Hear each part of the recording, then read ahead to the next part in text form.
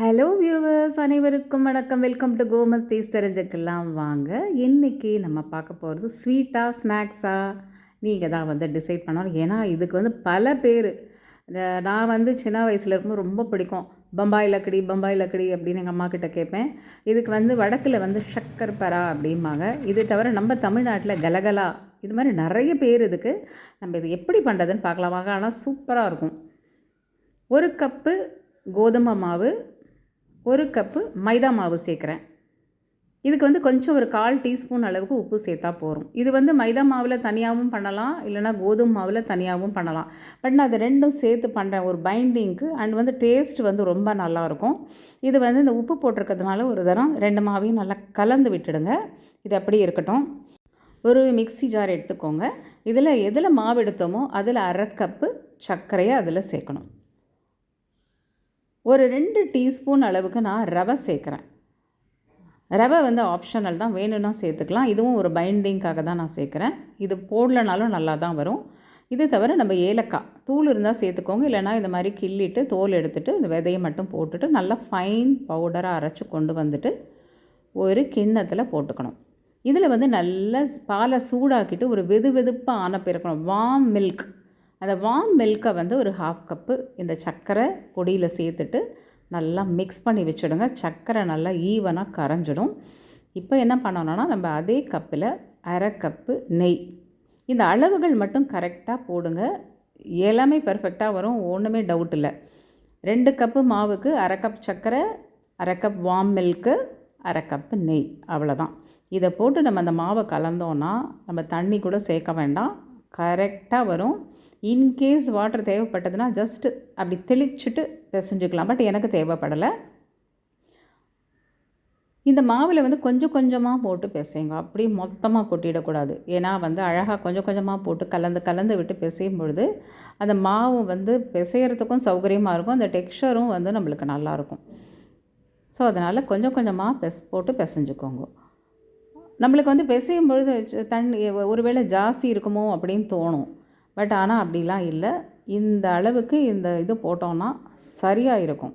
நம்ம சப்பாத்தி மாவு பிசைகிற மாதிரி தான். நல்லா கலந்து விட்டுடுங்க. நல்லா கலந்து விட்டுட்டேன்னா அழகாக மாவு உருண்டு திரண்டு வந்துடும். இந்த இடத்துல கொஞ்சம் வேணும்னாக்கா தண்ணி தெளித்து பிசைஞ்சிக்கலாம். வேறு எதுவும் ஆட் பண்ண வேண்டிய அவசியம் இல்லை. இப்போ நல்லா கலந்து விட்டு ஒரு தட்டு போட்டு மூடிடுவோம். ஒரு 30 மினிட்ஸ், குறைஞ்சபட்சம் 1 ஹவர் கூட விடலாம், நல்லா தான் இருக்கும். அப்படி விட்டுடுங்க. 30 மினிட்ஸ்க்கு அப்புறமா நம்ம இந்த மாவை திறந்துட்டு ஒரு தரம் லைட்டாக பிசைஞ்சு கொடுத்துக்கோங்க, போகிறோம். இப்போ நம்ம இதை போர்ஷன்ஸாக பிரிச்சிடலாம். ஒரு நம்மளுக்கு 4-5 எனக்கு 5 போர்ஷன் வந்தது. ஒரே மாதிரி ஈவனாக அழகாக ஒரு 5 போர்ஷனாக நீங்கள் பிரிச்சுக்கலாம். 4-5 போர்ஷனாக பிரிச்சுக்கலாம். பிரிச்சுட்டு ஒரு போர்ஷன் எடுத்துப்போம். லைட்டாக உருட்டிண்டு சப்பாத்தி இடுவோம் இல்லையா, அந்த சப்பாத்தி கல்லில் அந்த பலகா மேலே வச்சுட்டு சப்பாத்தி மாதிரி இட ஆரம்பிச்சிடுங்க. இதில் வந்து மாவு வந்து தூவியும் இட வேண்டாம், எண்ணெயும் தடவ வேண்டிய அவசியம் இல்லை. ஆனால் இது கொஞ்சம் திக்காக தான் இடணும். சப்பாத்தி மாதிரி நம்ம மெல்லிஸாக பண்ணக்கூடாது. கொஞ்சம் திக் போர்ஷன், ஒரு 1 சென்டிமீட்டர் ஒரு திக்னஸ் இருக்கணும். நான் காமிக்கிறேன். கொஞ்சம் திக்காக பிசைஞ்சுக்கோங்க, இட்டுக்கோங்க, அவ்வளோதான். இப்போ நம்ம என்ன பண்ணலாம்னா, கத்தி வச்சுட்டு இதை பீசஸ் போட போகிறோம். பீஸ் போடும்பொழுது நம்ம வந்து இதை ஸ்கொயர் ஷேப்லேயும் போட்டுக்கலாம், இல்லைனா டைமண்ட் ஷேப்பில் போட்டுக்கலாம், இல்லைனா ரெக்டாங்குலர் ஷேப்பில் போட்டுக்கலாம். வாட் எவர் இட் இஸ், உங்கள் விருப்பம்தான். நான் வந்து ஸ்கொயர் ஷேப்பில் போடுறேன். போட்டுட்டு அப்படியே நம்பி எடுத்தோன்னா வந்துடும். இது வந்து ஒன்று கூட ஒன்று ஒட்டுற மாதிரி தான் இருக்கும். பட் ஸ்டில் ஒன்றுமே ஆகாது. பொரிச்சு எடுக்கும்பொழுது எல்லாம் தனித்தனியாக பிரிஞ்சு வந்துடும். நம்ம இதே மாதிரி எல்லா போர்ஷன்ஸ் மாவையும் நம்ம இட்டுட்டு இந்த மாதிரி பீசஸ் போட்டு ரெடி பண்ணிக்கணும். பண்ணிட்டு மொத்தமாக நம்ம ரெடி ஆனதுக்கப்புறமா நம்ம வந்து எண்ணெயில் போட்டு பொரிச்சா போகிறோம்.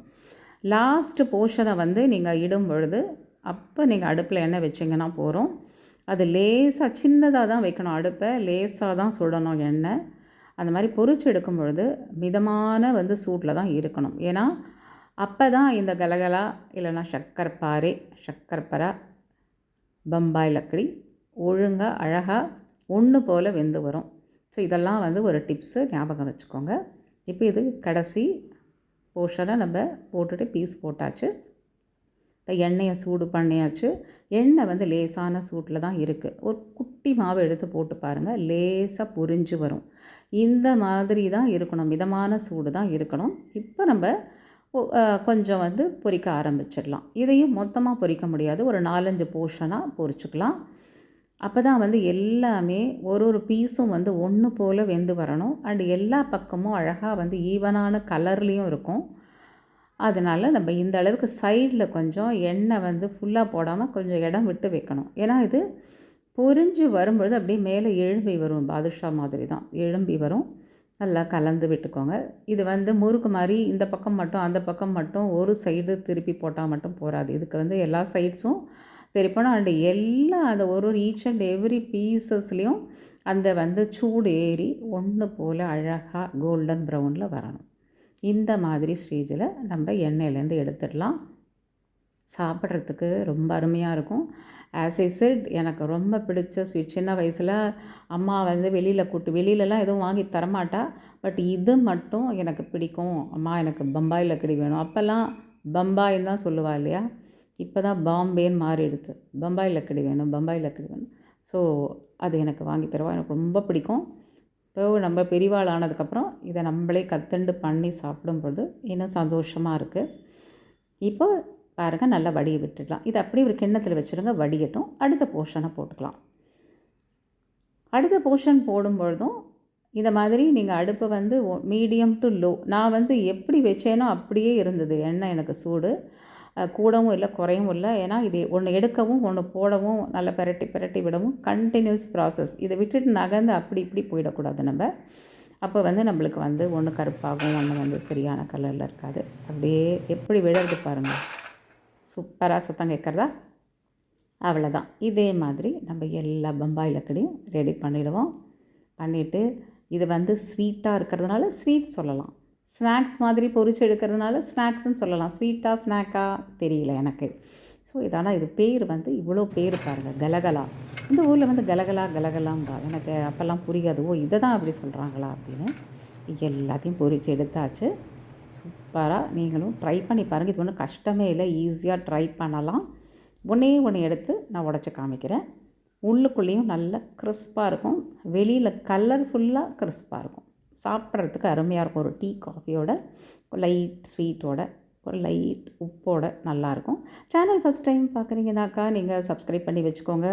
ஃபேஸ்புக்கில் பார்த்தா ஃபாலோ பண்ணி வச்சுக்கோங்க. லைக் பண்ணுங்கள், ஷேர் பண்ணுங்கள். அனைவருக்கும் தீபாவளி நல்வாழ்த்துக்கள். Stay healthy viewers. Thanks for வாட்சிங்.